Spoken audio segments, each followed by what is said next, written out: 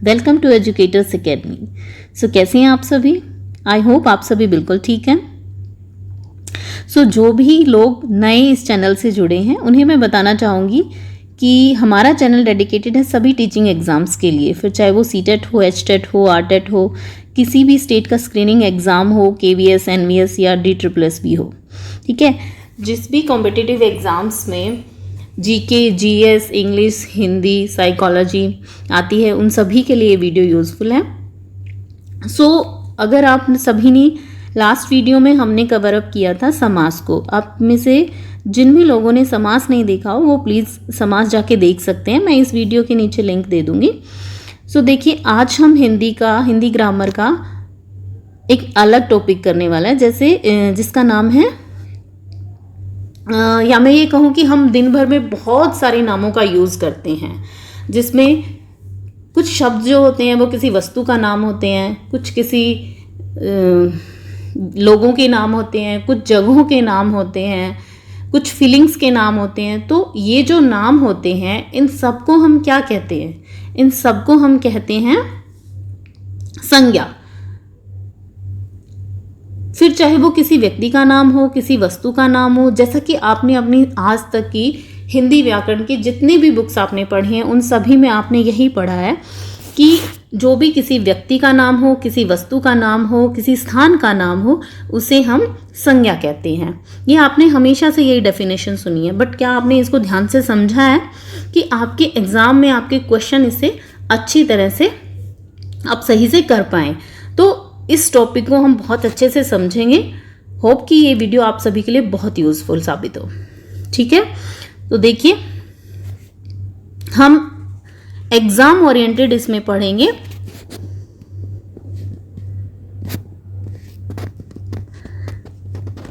संज्ञा, जैसा कि आपने हमेशा से पढ़ाई है कि किसी व्यक्ति, वस्तु, स्थान के नाम को संज्ञा कहते हैं। अब चाहे वो किसी व्यक्ति का नाम हो, किसी वस्तु का नाम हो, किसी स्थान का नाम हो या कोई फीलिंग हो।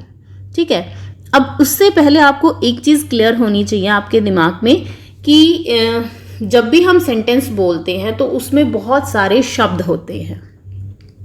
अब आपको एक चीज़ का डिफरेंस पता होना चाहिए कि शब्द क्या होता है और पद क्या होता है। संज्ञा को पढ़ने से पहले आप ये चीज़ आपके दिमाग में क्लियर होनी चाहिए कि जो शब्द और पद होते हैं उसमें बेसिकली एक ही डिफरेंस होता है कि जब तक शब्द जो है, कोई भी शब्द, फॉर एग्जाम्पल मैं आपसे बोलती हूँ राम स्कूल जाता है।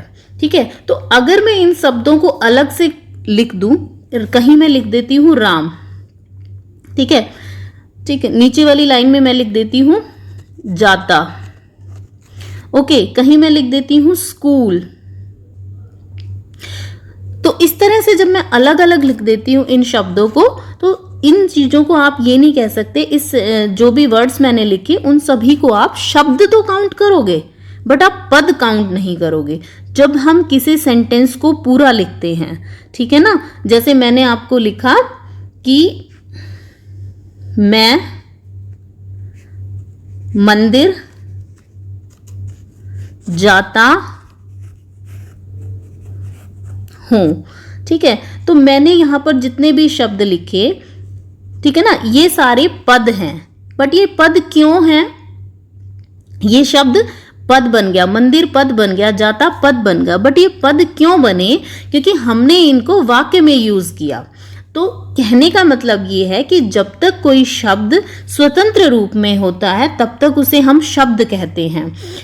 ठीक है, और जैसे ही उसे हम वाक्य में यूज कर देते हैं, जब शब्द स्वतंत्र रूप से प्रयुक्त होता है और वाक्य के बाहर होता है तो वो शब्द होता है, किंतु जब वह शब्द वाक्य के अंग के रूप में प्रयुक्त होता है तो हम उसे पद कहते हैं। सिर्फ ये डिफरेंस है, ये आप सभी को ध्यान में रखना है। अब पद में क्या क्या चीजें आ जाती हैं? फॉर एग्जाम्पल हुआ संज्ञा, सर्वनाम, विशेषण, क्रिया और अव्यय। ठीक है, अब जब आप सेंटेंस बोलते हैं या फिर लिखते हैं तो आपको, अगर आपने हिंदी ग्रामर अच्छे से किया है तो आप सभी को ये चीजें समझ आने लग जाएंगी कि कौन सा वर्ड संज्ञा है वाक्य में, कौन सा सर्वनाम है, कौन सा विशेषण है, कौन सा क्रिया है और कौन सा अव्यय शब्द है। तो ग्रामर के जो भी टॉपिक्स हैं, कुछ हो चुके हैं वो आप देख सकते हैं, बाकी जो भी नहीं हुए हैं वो आगे वीडियो अपलोड करे जाएंगे, तो उन्हें आप देख के अपने सारे डाउट्स क्लियर कर सकते हैं। फिर भी आपको डाउट है, यू कैन आस्क। ठीक है, तो आज हम पढ़ते हैं संज्ञा के बारे में।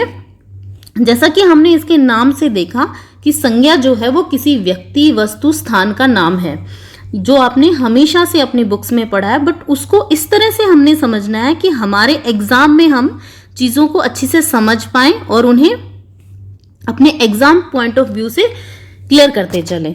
ठीक है, तो संज्ञा को हमने दो तरह से देखा है कि संज्ञा को दो तरह से डिवाइड किया जा सकता है। कैसे कैसे किया जा सकता है ये देखिए। संज्ञा को हम दो तरह से हमने पढ़ा है। कैसे? संज्ञा के जो टाइप्स हैं उनको 2 टाइप्स से हम डिवाइड कर सकते हैं। पहली टाइप्स है व्युत्पत्ति के आधार पर। ठीक है, आपने सभी ने देखा होगा या सुना होगा कि संज्ञा को व्युत्पत्ति के आधार पे 3 तरह से बांटा गया है।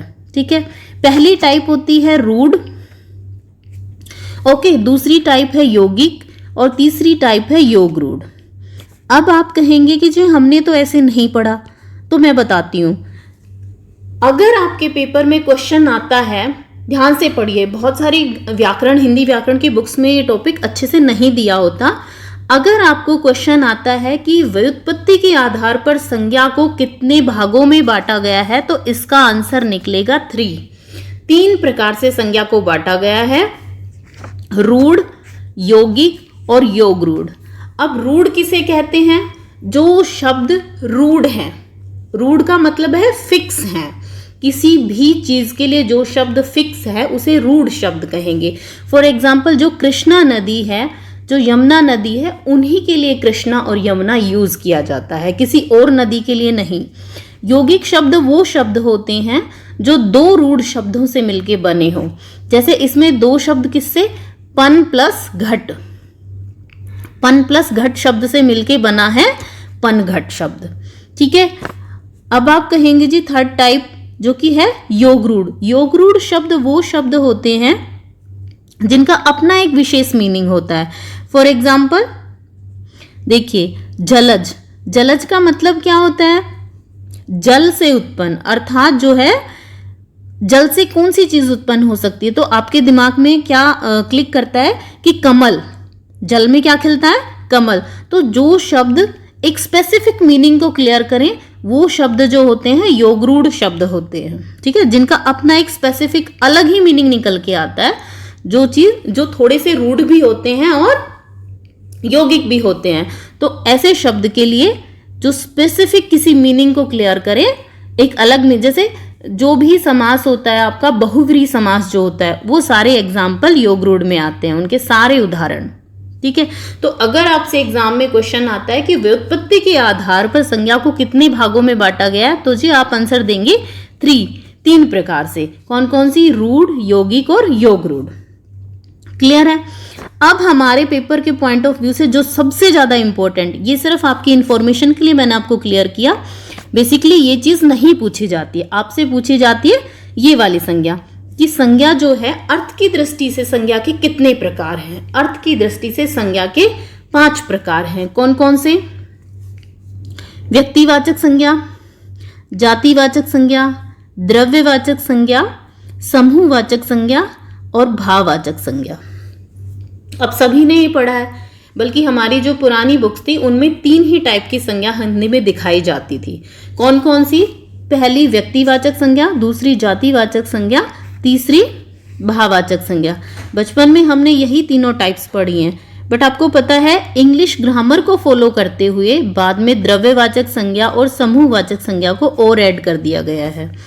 ठीक है, तो अब पढ़ते हैं इन्हें डिटेल से। सो फर्स्ट टाइप हमारी है जो व्यक्तिवाचक संज्ञा।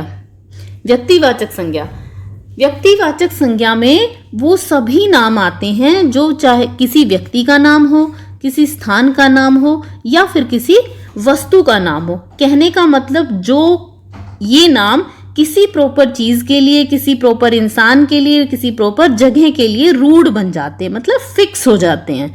जैसे राम शब्द राम के लिए ही यूज हुआ है, गंगा शब्द गंगा नदी के लिए ही यूज हुआ है, पटना शब्द पटना के लिए यूज हुआ है। तो जो शब्द किसी भी चीज के लिए, किसी पर्सन के लिए, किसी जगह के लिए फिक्स कर दिए गए हैं, राम के बारे में ही बात हो रही है, गंगा के बारे में ही बात हो रही है, पटना शहर के बारे में ही बात हो रही है, तो जहां भी किसी प्रॉपर व्यक्ति, किसी प्रॉपर स्थान या किसी प्रॉपर वस्तु के बारे में बात हो रही है, वो शब्द जो होते हैं व्यक्तिवाचक संज्ञा, जिसे इंग्लिश में आप प्रॉपर नाउन के नाम से जानते हो। ओके, सो नेक्स्ट टाइप है इसकी जातिवाचक संज्ञा। नेक्स्ट टाइप है इसकी जातिवाचक संज्ञा। जातिवाचक संज्ञा, जैसा कि इसके नाम से पता चल रहा है, जब जो संज्ञा शब्द किसी जाति को डिनोट करते हो, मतलब उनके बोलने से आपको ये लगे कि वो किसी प्रॉपर इंसान की बजाय किसी जाति के बारे में बात कर रहे हैं, ठीक है ना। जैसे हम कहते हैं लड़का, या हम कहें लड़की, या हम बोले नदी, या हम बोले पर्वत, मतलब कोई भी जातिवाचक का कोई भी एग्जाम्पल उदाहरण ले सकते हैं जो संज्ञा शब्द किसी जाति का बोध कराए, ठीक है ना। अब जाति में मैं आपको इसको अच्छे से समझाती हूँ। जैसे फॉर एग्जाम्पल नदी है, बट नदी, बहुत सारी नदियों के बारे में बात हो रही है, यहाँ सिर्फ यमुना के बारे में बात नहीं हो रही, यहाँ सिर्फ यमुना के बारे में बात नहीं हो रही, यहाँ सिर्फ गंगा के बारे में बात नहीं हो रही, ठीक है ना। यहाँ सिर्फ सरस्वती के बारे में बात नहीं हो रही, यहाँ पर किसके बारे में बात हो रही है, यहाँ पर नदियों के बारे में बात हो रही है, ठीक है ना। नदी में सारी नदियां आ गई, किसी एक स्पेसिफिक नदी के बारे में बात ना होके सारी नदियों को, मतलब एक जाति के रूप में नाम लिया जा रहा है, ठीक है। तो यहाँ पे जैसे बताया भी गया है कि नदी जो है वो जातिवाचक संज्ञा है, क्योंकि इसमें सभी नदियों का बोध कराया गया है, सिर्फ एक नदी के लिए यूज नहीं हुआ।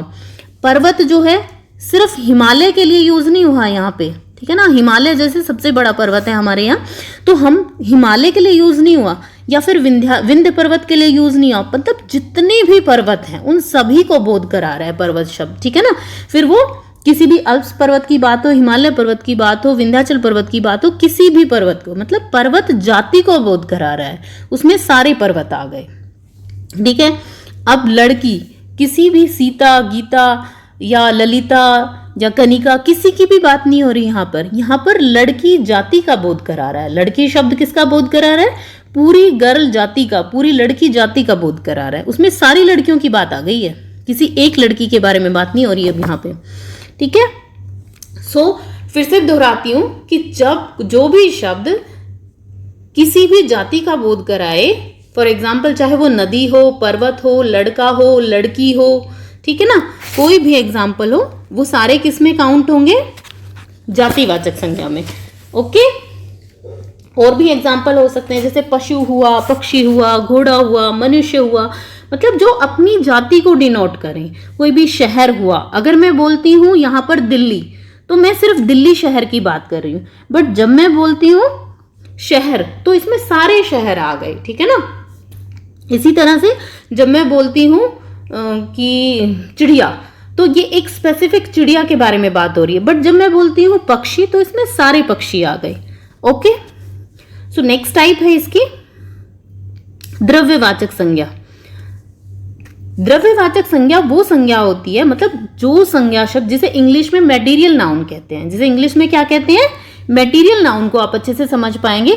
जैसे जिन संज्ञा शब्द से उस सामग्री या उस पदार्थ का बोध होता है जिससे कोई वस्तु बनी है, ठीक है। ध्यान से सुनने की यही बात है कि वो संज्ञा शब्द जिसमें उस सामग्री या फिर उस पदार्थ का बोध होता है जिससे कोई वस्तु बनी है, जैसे कि फॉर एग्जाम्पल सोना, चांदी, तांबा, लोहा, ऊन, ठीक है, या फिर कोई भी द्रव्य पदार्थ। पदार्थ में दोनों तरह के पदार्थ आ गए, ठोस पदार्थ भी आ गए और द्रव्य पदार्थ भी आ गए, जैसे तेल, पानी, घी, दही, और गैसीय पदार्थ भी आ गए, जैसे कि धुआं, ऑक्सीजन, जो भी आपकी गैसेस हैं वो सारी आ गई। तो द्रव्यवाचक संज्ञा वो संज्ञा शब्द जिसमें उस सामग्री या पदार्थ का बोध होता है जिससे कोई चीज बनी हो, ठीक है ना। मटेरियल नाउन में क्या होता है, कोई भी पदार्थ जो है वो उस चीज से, किस चीज से मिलके बना है, ठीक है ना। हो सकता है वो चीज सोने और चांदी से बनी हो, या लोहे तांबे इन चीजों से बनी हो, या फिर स्वेटर किससे बनता है, ऊन से बनता है, ठीक है। या जो तेल हुआ, पानी, जो भी लिक्विड चीजें हैं या फिर जो भी गैसीय चीजें हैं, वो सारी, चाहे फिर वो ठोस हो और चाहे द्रव हो, चाहे वो गैसीय पदार्थ हो, तीनों ही टाइप के पदार्थ जो होते हैं वो सारे द्रव्यवाचक संज्ञा में आते हैं, मेटीरियल नाउन में आते हैं, ठीक है। कहने का मतलब ये है, अगर मैं इजी लैंग्वेज में आपको बोलूं, कि जो भी तौली जाने वाली और जो भी नापने वाली वस्तुएं हैं वो सारी द्रव्यवाचक में आती हैं। फिर चाहे वो आटा लगा लो, गेहूं लगा लो, चावल लगा लो, दूध, घी, ठीक है ना, बालू, पेट्रोल, ये सारी चीजें किस में आती हैं, जो तोली जाने वाली हो और जो मापी जाने वाली हो, वो सारी जो हैं वो द्रव्यवाचक संज्ञा का एग्जाम्पल होती हैं, ठीक है। सो नेक्स्ट टाइप है हमारी समूहवाचक संज्ञा। समूह, जैसा कि इसके नाम से पता चल रहा है कि समूहवाचक संज्ञा कौन सी संज्ञा हो गई, जिसमें किसी समूह के बारे में बात हो रही हो। मतलब आपको उस शब्द को सुन के ऐसा लगता है कि वो एक पर्सन के लिए बात नहीं हो रही, वो किसके लिए बात हो रही है, पूरे समूह के लिए, पूरे ग्रुप के लिए बात हो रही है। तो जो संज्ञा शब्द किसी एक व्यक्ति का वाचक न होकर समूह या समुदाय के वाचक है, मतलब वही बात है कि एक व्यक्ति के बारे में बात ना करके हमें ऐसा लगे उस शब्द को सुन के कि पूरे किसी ग्रुप के बारे में बात हो रही है, ठीक है ना। सो एग्जाम्पल क्या हो गए इसके एग्जाम्पल हो गए, कोई वर्ग हुआ, कोई टीम हुआ, सभा हुई, समिति हुई, आयोग हुआ, परिवार हुआ, पुलिस अधिकारी, सेना, कर्मचारी, टी सेट, ऑर्केस्ट्रा, ये सारे जो एग्जाम्पल है वो समूहवाचक संज्ञा के एग्जाम्पल है। कहने का मतलब कलेक्टिव नाउन समूहवाचक संज्ञा में वो शब्द आते हैं जो किसी समूह का, जो किसका बोध कराते हैं, किसी समूह का बोध कराते हैं, किसी झुंड का बोध कराते हैं, ओके। किसका बोध कराते हैं, किसी समूह का बोध कराते हैं, किसी झुंड का बोध करवाने वाले शब्दों को हम क्या कहते हैं, समूहवाचक संज्ञा कहते हैं। इसके एग्जाम्पल क्या क्या हो सकते हैं, जैसे हम बात करें, हम कहें कि गुच्छा, अब आप कहेंगे गुच्छा शब्द सुन के आपको ये लगता है, जैसे हम बोलते हैं अंगूर का गुच्छा, तो गुच्छा शब्द सुनते ही हमें लगता है कि वो चीज एक तो नहीं है, वो क्या है, ग्रुप्स में है, मतलब काफी सारी उसमें है, संख्या में है, ठीक है। मैं कहूं भीड़, तो भीड़ शब्द सुन के आपको लगेगा, तुरंत आपके दिमाग में चीजें क्लियर हो जाती हैं कि भीड़ शब्द एक इंसान से भीड़ नहीं होती, मेला एक इंसान से नहीं लगता, सेना एक इंसान से नहीं बनती, कक्षा एक इंसान से नहीं बनती। तो ये सारे जो एग्जाम्पल हैं ये किसके एग्जाम्पल हैं, समूहवाचक संज्ञा के, ठीक है। परिवार हुआ, समिति हुई, आयोग हुआ, ये एक इंसान से नहीं बनती, इनमें एक पूरा क्या होती है, टीम होती है, एक पूरी टीम होती है, एक पूरा क्या होता है, ग्रुप होता है। तो जो भी शब्द को सुनने से आपको ये लगे कि वो समूह के, पूरे समूह के बारे में बात हो रही है, पूरे झुंड के बारे में बात हो रही है, तो वो शब्द किसको डिनोट करते हैं, समूहवाचक संज्ञा को डिनोट करते हैं, जिसमें बहुत सारे शब्द कौन कौन से आ सकते हैं, जैसे टीम हुआ, समिति हुई, आयोग हुआ, गुच्छा हुआ, भीड़ हुई, सेना हुई। आई होप आप सभी को क्लियर हुआ होगा, ठीक है। सो नेक्स्ट और लास्ट टाइप है हमारी, सॉरी लास्ट नहीं कहेंगे, सेकंड लास्ट कहेंगे, ओके, नहीं ये हमारे लास्ट ही है, हो गए हमारे चारों। सो लास्ट फिफ्थ टाइप है हमारी भाववाचक संज्ञा। देखिए भाववाचक संज्ञा जो है, जिसे हम इंग्लिश में जानते हैं एब्स्ट्रैक्ट नाउन के रूप में, भाववाचक संज्ञा वो संज्ञा शब्द होता है जिसमें किसी भाव, किसी गुण, किसी दशा आदि का बोध कराने वाले शब्द शामिल होते हैं। जैसे हम कहें, मैं यूज करूं मिठास, तो जैसे ही मैंने मिठास शब्द का यूज किया या मिठास शब्द बोला, तो सभी के दिमाग में ये लगता है कि कुछ मीठी मीठी सी फीलिंग आने लग जाती है। मिठास शब्द किसको डिनोट करता है, किसी मिठास को, मीठी चीज के बारे में याद दिलाता है आपको, ठीक है ना। कालीमा, जैसे कालीमा शब्द यूज, आप सोचोगे कोई मतलब काला सा कलर है, उसके बारे में बात हो रही है। क्रोध मतलब गुस्से के बारे में बात हो रही है। तो ये जो सारी फीलिंग्स होती हैं, इनको आप देख नहीं सकते, ठीक है ना, इनके एक्सप्रेशन को देख सकते हो आप, बट इन चीजों को नहीं देख सकते। तो भाववाचक संज्ञा में वही चीजें आती हैं, वही मतलब बेसिकली वो गुण, धर्म, भाव, स्वभाव, दशा आदि के बोध कराने वाले शब्द जो हैं वो भाववाचक संज्ञा में आते हैं। अब एक चीज ध्यान रखना, अगर आपसे पेपर में क्वेश्चन पूछा जाता है कि गुणवाचक संज्ञा किसे कहते हैं, तो ये ध्यान रखिएगा भाववाचक संज्ञा को ही गुणवाचक संज्ञा का भी नाम दिया गया है। तो ये क्वेश्चन आपसे पूछा जा सकता है कि कौन सी संज्ञा को गुणवाचक नाम से पुकारा जाता है, तो आप करेक्ट करेंगे भाववाचक संज्ञा को। भाववाचक संज्ञा का दूसरा नाम ही, भाववाचक संज्ञा का दूसरा नाम क्या है? गुणवाचक संज्ञा। ठीक है, तो जो भी शब्द, जैसे फॉर एग्जाम्पल मैं आपको कहूं कि जो शब्द होते हैं, जैसे विश्वास हुआ, ठीक है ना, विश्वास शब्द हुआ, या मैं कहूं सुंदरता शब्द, ओके, मैं आपसे कहूं बुढ़ापा, ये सारे एग्जाम्पल जो हैं किसके हैं? सारे शब्द हैं भाववाचक संज्ञा के। मतलब जो भी किसी क्वालिटी के बारे में, किसी धर्म के बारे में, किसी स्वभाव के बारे में, या किसी मनोदशा के बारे में बोध कराने वाले जो शब्द होते हैं वो भाववाचक संज्ञा में काउंट होते हैं। ओके, तो ये हमारी संज्ञा पूरी होती हैं। इसके बाद एक दो चीजें जो कि ये शब्द जो हैं भाववाचक संज्ञा के जो हैं वो कैसे कैसे बनाए जा सकते हैं। जैसे फॉर एग्जाम्पल कुछ जातिवाचक जो शब्द होते हैं उनसे हम भाववाचक संज्ञा बना सकते हैं। जैसे जातिवाचक पुरुष शब्द है, वो अगर आपसे पेपर में पूछा जाता है कि पुरुष शब्द जो है वो कौन सी संज्ञा है, तो आप क्लिक करते हैं, या मतलब आप टिक करते हैं जातिवाचक संज्ञा को। बट अगर शब्द आता है पुरुषत्व, ठीक है ना, तो ये किसका एग्जाम्पल है? भाववाचक संज्ञा का। ओके, सो नारी से भाववाचक संज्ञा बन गई नारीत्व, गुरु से बन गया गुरुत्व। इसी तरह से ये टाइप्स हैं आपकी कि भाववाचक संज्ञा को कैसे कैसे बनाया जा सकता है। तो पहले बनाया जा सकता है संज्ञा से बनाया जा सकता है, दूसरा सर्वनाम से भी बनाया जा सकता है। जैसे अपना है, सर्वनाम भी हम करेंगे नेक्स्ट वीडियो में। तो अपना सर्वनाम है, उससे क्या भाववाचक संज्ञा बनती? अपनत्व। मम से ममत्व, निज से निजत्व। ठीक है, नेक्स्ट है आपका विशेषण से भी कुछ भाववाचक संज्ञाएं बनती है। जैसे विशेषण शब्द कौन से शब्द होते हैं? जो किसी नहीं संज्ञा या सर्वनाम की विशेषता बताते हैं, उन शब्दों को विशेषण शब्द कहते हैं। जैसे सुंदर शब्द से क्या बनता है? सुंदरता।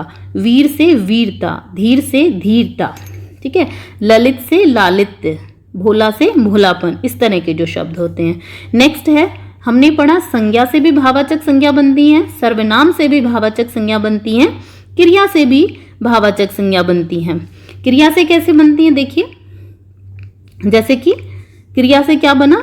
घबराना एक क्रिया होती है। क्रिया क्या होती है? किसी काम या किसी काम की करने या होने को क्रिया कहते हैं। अब घबराना एक क्रिया है, घबराना से कौन सी भाववाचक संज्ञा बनी है? घबराहट। ठीक है, थकना से थकान या थकावट। ओके, चढ़ना से चढ़ाई। कुछ अव्यय शब्द भी होते हैं जिनसे भाववाचक संज्ञा बनाई जा सकती है। जैसे फॉर एग्जाम्पल दूर, दूर एक अव्यय शब्द है, निकट एक अव्यय शब्द है। अब आप कहेंगे अव्यय शब्द कौन से होते हैं? अव्यय शब्द वो शब्द होते हैं जिनका किसी लिंग या वचन का उन पर कोई फर्क नहीं पड़ता। ठीक है, बताएंगे बाद में डिटेल से। ठीक है, तो जो भी शब्द जो हैं, जैसे कि दूर हुआ तो दूर से दूरी भाववाचक संज्ञा बन गई, नीचे से नीचाई बन गया, समीप से समीपता बन गया, निकट से निकटता बन गया। ठीक है, तो भाववाचक संज्ञा को कई तरह से बनाया जा सकता है। संज्ञा से भी बनाया जा सकता है, सर्वनाम से भी बनाया जा सकता है, विशेषण से भी बनाया जा सकता है, क्रिया से भी बनाया जा सकता है, और अव्यय से भी बनाया जा सकता है। ठीक है, एक दो इसके विशेष नोट हैं, वो आप समझ लीजिए। जैसे कई बार हम देखो, हम सब यहाँ पर क्यों हैं? एग्जाम क्रैक करने के लिए, आप सभी का एग्जाम की तैयारी कर रहे हैं, उसी की प्रिपरेशन के लिए यहाँ पर है ना। तो कई बार एग्जाम में इस तरह से क्वेश्चन पूछा जाता है जब आपको लगता है कि ये वर्ड जो है वो जातिवाचक का है, बट उसमें ऑप्शन में मिलता है आपको व्यक्तिवाचक। तो वो व्यक्तिवाचक में कैसे आएगा वो शब्द? या कई बार कैसा होता है कि जातिवाचक होता है और आप उसे टिक करते हैं व्यक्तिवाचक में। तो इस तरह के जो एग्जाम्पल है उनको आप देखिए। जैसे कि व्यक्तिवाचक संज्ञा का एग्जाम्पल, व्यक्तिवाचक संज्ञा का जातिवाचक संज्ञा के रूप में कैसे प्रयोग हो सकता है। जैसे एग्जाम्पल आपको मिलता है, या इससे रिलेटेड कोई भी एग्जाम्पल आपको पेपर में मिले कि आज के युग में हरिश्चंद्रों की कमी नहीं है।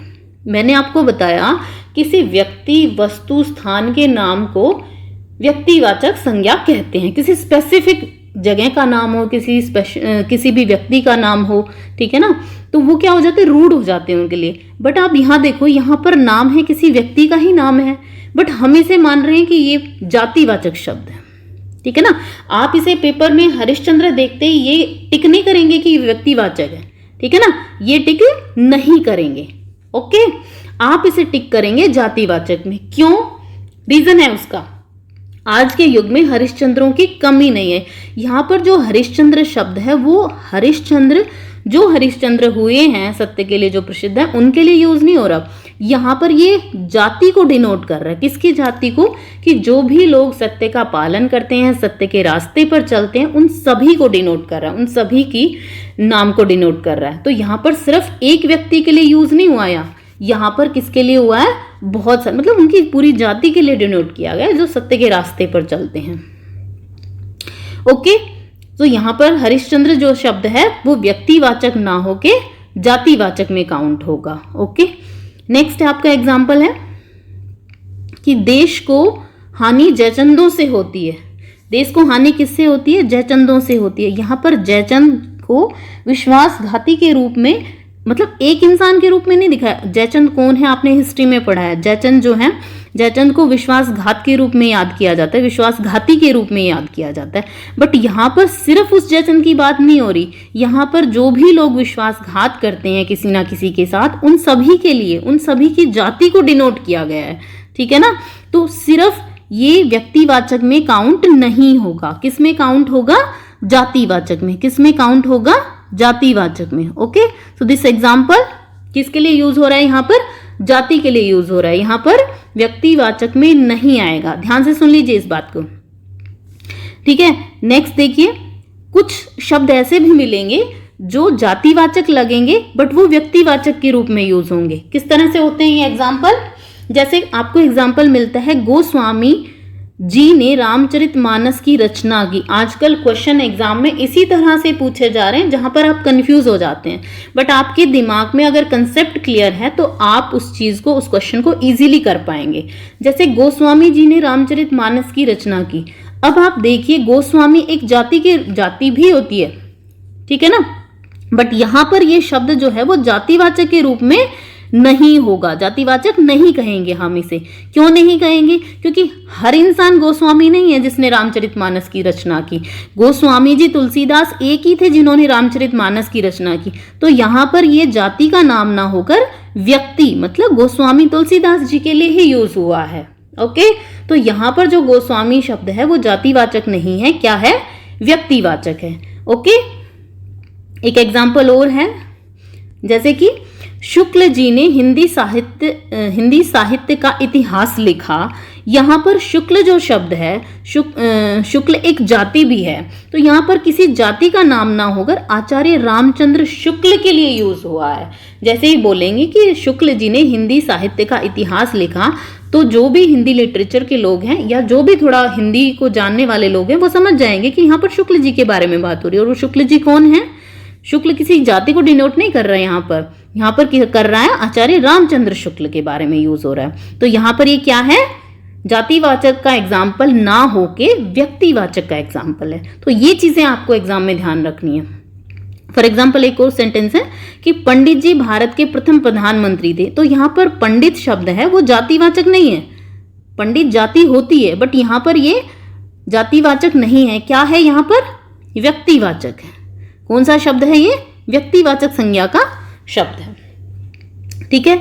तो ये सारी चीजें, ये सारे हमने आज देखा कि कौन संज्ञा का। सबसे पहले तो हमने देखा कि शब्द क्या होता है, ओके, और शब्द और पद में डिफरेंस क्या होता है। शब्द जब तक फ्री होता है, स्वतंत्र रूप से शब्द ही होता है, तब तक उसे हम शब्द बोलेंगे। जैसे ही वो एक वाक्य में यूज हो जाता है हम उसे पद कहते हैं, ठीक है। उसके बाद में संज्ञा का मीनिंग हमने देखा कि संज्ञा किसी व्यक्ति, वस्तु, स्थान का नाम होता है। संज्ञा के टाइप्स हमने देखे, 5 टाइप हमने, व्यक्तिवाचक, जातिवाचक, भाववाचक, समूहवाचक, द्रव्यवाचक, ठीक है।